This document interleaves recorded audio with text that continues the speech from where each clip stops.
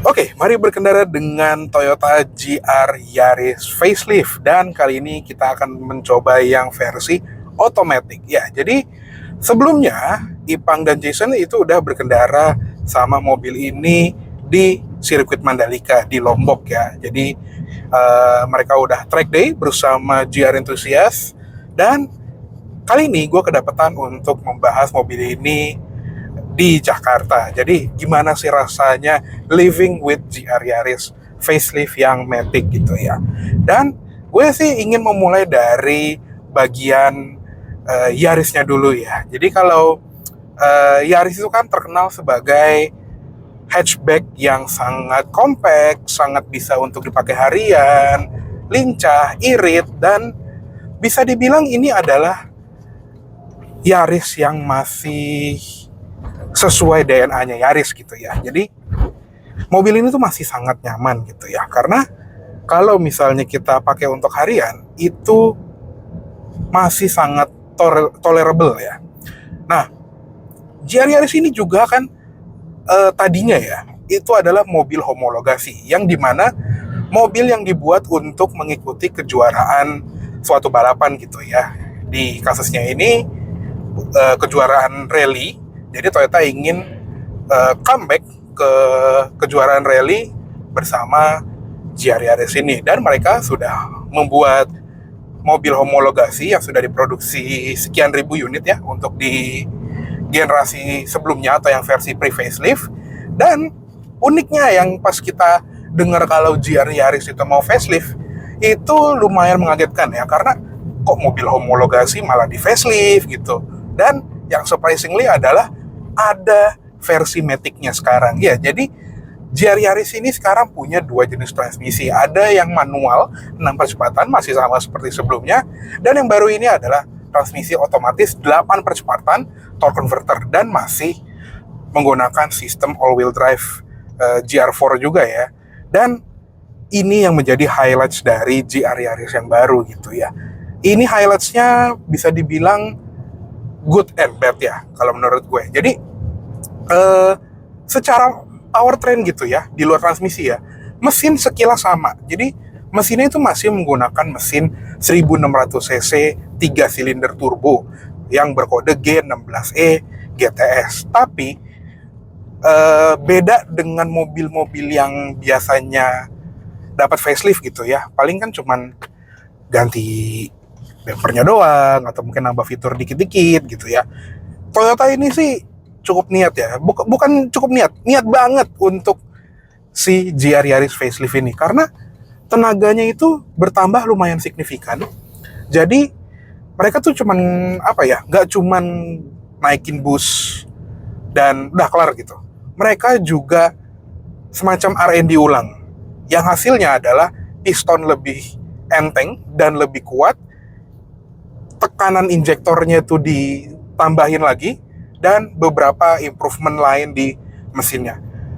Hasilnya 305 PS dan 400 Nm, dan itu adalah angka yang mirip ya, kalau nggak persis, dengan GR Corolla yang itu hatchback Gazoo Racing dari Toyota yang tenaganya lebih besar dan bukan mobil homologasi gitu ya.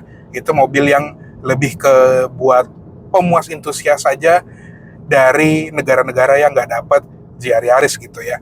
Makanya GR Corolla tuh sebetulnya nggak begitu menjadi halo car kalau menurut gue bila dibandingin sama GR Yaris ini.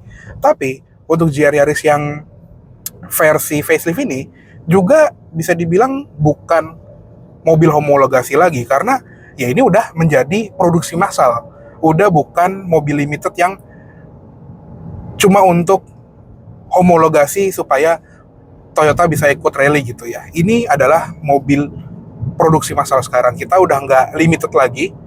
Kalau kita mau datang ke dealer Toyota manapun itu udah uh, ready gitu ya, atau mungkin harus inden, tapi intinya adalah ini bukan mobil limited lagi. Nah, apakah itu hal yang buruk?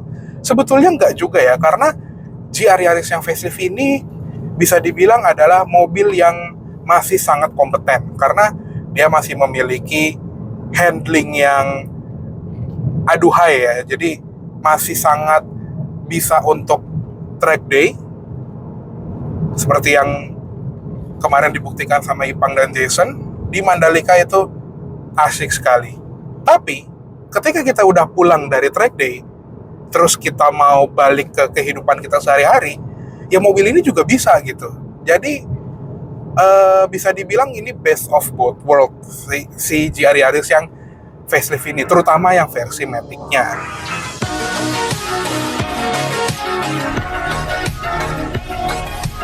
Ya, mobil ini tuh bisa banget dipakai harian. Jadi, gue ingin sedikit curhat ya.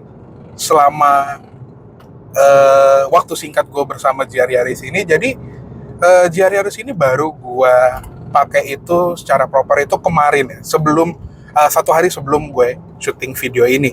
Dan mobil ini tuh beneran gue pakai daily gitu.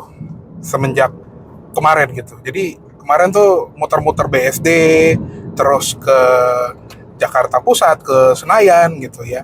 Lalu balik lagi ke daerah Cimanggis yang itu trafficnya tuh macet banget ya, karena kita syuting ini di weekend sebelum Natal, dan itu macet banget Jakarta, banyak yang udah siap untuk liburan, dan mobil ini tuh bener-bener bisa untuk dipakai macet-macetan ya. Bahkan bisa dibilang tuh dia willing, dia mau untuk macet-macetan, karena mobil ini ya, si mobil homologasi mobil yang track ready ini, dia juga punya TSS ya, Toyota Safety Sense 3.0 dengan adaptive cruise control yang ada lane tracing assist-nya. Jadi ya kalau misalnya kita mau macet, tinggal set aja, nanti dia akan otomatis bantuin nyetir kita kalau di macet-macetan. Makanya mobil ini gue bilang ya, ini enak banget untuk daily gitu. Karena selain dia matic, kita nggak perlu ngopling, dan kita juga bisa disetirin gitu, at least untuk beberapa saat gitu ya, karena kan ya adaptive cruise control ini belum bisa traffic jam assist, karena parking brake-nya kan dia masih manual ya, bukan parking brake yang elektrik. Makanya kalau udah di bawah 0 km per jam kita udah berhenti, dia akan minta kita untuk apply brake. Jadi nggak bisa secanggih Innova Zenix lah ya, tapi it's obvious, udah jelas kalau mobil ini tuh nggak akan bisa seperti itu. Tapi setidaknya kita masih bisa disetirin kalau misalnya kita capek gitu ya, misalnya pulang track day dari Sentul gitu ya, ya udah tinggal nyalain adaptive cruise-nya pas lagi macet-macet gitu, udah nanti dia akan nyetirin kita. Dan dia juga memiliki kenyamanan yang tolerable yang seperti gue bilang tadi ya.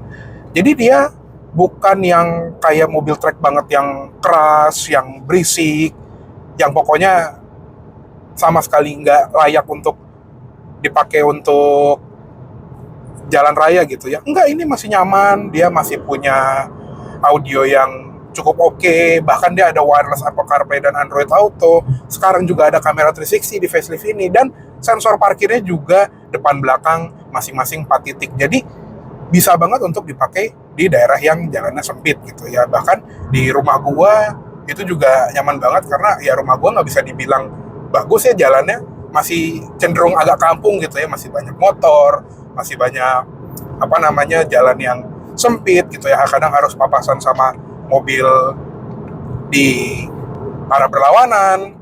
Dan mobil ini tuh bisa banget gitu, bahkan bisa dibilang lebih mudah dibandingin mobil pribadi gua yang merupakan LMPV 7-seater, karena ya bodinya tuh compact gitu, panjangnya tuh sekitar 4 meteran, yang dimana itu compact banget ya untuk sebuah mobil zaman sekarang. Ya wajar, karena dia kan cuma 4-seater, pintunya cuma 2 gitu ya, jadinya cenderung kecil dan mudah banget untuk dikendarai. Dan surprisingly ya, untuk sebuah sports car ya, yang katanya mobil ini bisa buat track day, bisa buat rally, dia nggak gampang gesrot, bahkan bisa dibilang hampir nggak pernah gesrot ya. Gue juga udah pernah bawa GR Yaris yang pre-facelift, yang lama gitu ya, ke rumah, Rumah gue juga banyak polisi tidur yang bikinan warga gitu, yang tingginya nggak sesuai standar, tapi nggak pernah gesrot sama sekali. Jadi mobil ini tuh karena wheelbase-nya nggak terlalu panjang gitu ya, dan bodinya juga cukup compact, dia kesannya tuh tinggi, walaupun dia cukup ceper untuk dibawa track day gitu. Dan kerennya, walaupun dia ada beberapa aksesoris gitu ya, di unit yang kita coba ini kan dia ada beberapa aksesoris dari TCO ya, yang kayak di depan, di bagian samping, side skirt, dan diffuser belakang, tetap nggak merubah kemudahan berkendara bersama GR Yaris ini. Jadi tetap user friendly, tetap bisa dipakai untuk ke kantor, masih bisa tetap enak untuk dipakai ketemu klien gitu. Pokoknya GR Yaris yang facelift ini tuh bener-bener jinak gitu ya. Tapi ketika kita mau beraksi gitu ya, gampang aja, tinggal pindahin drive mode ke sport, GR4-nya set di track, pindahin ke mode manual, dia bisa langsung beringas gitu ya. Bahkan di beberapa tes gitu ya, 0 sampai 100-nya dari GR Yaris ini lebih kenceng di versi Matic-nya, karena kita nggak perlu ngoper gigi. Dan si transmisinya ini juga pinter sekali ya. Torque converternya ini bisa diibaratkan kayak hampir kayak dual clutch, yang dimana tuh reaksinya tuh cepet banget. Jadi sekarang kita lagi di gigi 6, kita mau pindah turun gigi gitu, misalnya ke 4, tinggal klik 2 kali aja, tuh dia langsung ke 4, 3, 2, tuh reaksinya tuh hampir instan. Tapi nggak kayak dual clutch yang kadang endut-endutan ya, kalau misalnya kita macet-macetan ya, ini tetap nyaman gitu. Kalau misalnya kita udah pindahin ke posisi drive, lalu mode berkendaranya kita atur ke normal atau ke eco, mobil ini tuh kalem banget. Bahkan dia tuh jarang turun ke gigi 1, karena untuk menjaga kita di kehalusan berkendaranya gitu. Misalnya kayak di depan ada motor mau nyebrang gitu, kita hampir berhenti tapi nggak berhenti-berhenti banget, dia nggak akan turun gigi 1. Jadi untuk menjaga kehalusan berkendara di perkotaan, itu yang bikin mobil ini tuh spesial banget ya. Karena mau di track bisa, mau jalan kampung pun bisa. Dan kerennya lagi, mobil ini tuh surprisingly irit ya, karena ya seperti naluriahnya Yaris gitu ya. Mobil ini kan mobil yang compact, mesinnya harus kecil dan irit gitu, surprisingly irit.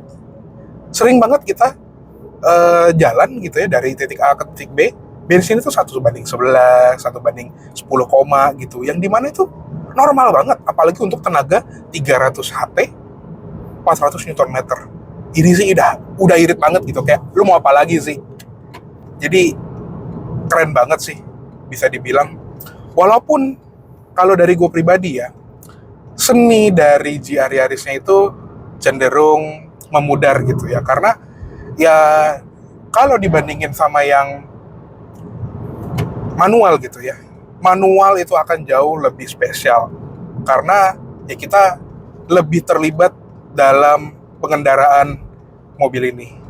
Sedangkan untuk yang Matic, jujur terlalu jinak kalau menurut gue pribadi ya, karena ya dia punya adaptive cruise control, dia juga punya ADAS yang lengkap, lalu juga nggak perlu ngopling gitu. Jujur seni GR Yarisnya tuh agak sedikit hilang. Tapi ini adalah solusi buat kalian yang belum jago-jago banget nyetir manual, tapi pengen merasakan keasikan berkendara dari GR Yaris. Karena ya salah satu tujuan Toyota untuk bikin GR Yaris Matic ini adalah untuk memuaskan konsumen yang belum punya SIM manual gitu ya. Karena di beberapa negara kan ada ya, kalau kita bikinnya SIM otomatis ya udah kita nggak boleh nyetir mobil manual gitu. Sedangkan kalau kita punya SIM manual, kita boleh nyetir manual otomatis gitu. Ya ini solusinya, GR Yaris tapi Matic. Jadi apakah worth untuk menambah hampir 50 juta dari yang versi manual? Menurut gue untuk mobil hobi yang bisa dipakai harian, ini sih sangat worth ya. Bahkan bisa dibilang kemurahan untuk GR Yaris dari yang manual ke yang matic. Karena emang mobil ini seserbaguna itu. Tapi ya itu, kalau kalian pengen merasakan the ultimate performance dari Gazoo Racing di GR Yaris ini, beli yang manual. Kalau dari gue situ aja. Ya, jadi kurang lebih segitu dulu untuk ulasan kita dari Toyota GR Yaris Facelift Automatic ini. Terima kasih banyak telah menonton. Jangan lupa untuk klik like bila kalian suka, komen di bawah juga, subscribe channel kita apabila belum, dan share video ini ke mana-mana. Main-main juga ke website kami di www.kendara.id, serta follow Instagram dan TikTok kita di @ber.kendara. Gue Rasonto Raffi pamit dulu. Sampai jumpa di video selanjutnya. Salam dari kami tim Kendara untuk kalian para pengendara. Bye-bye.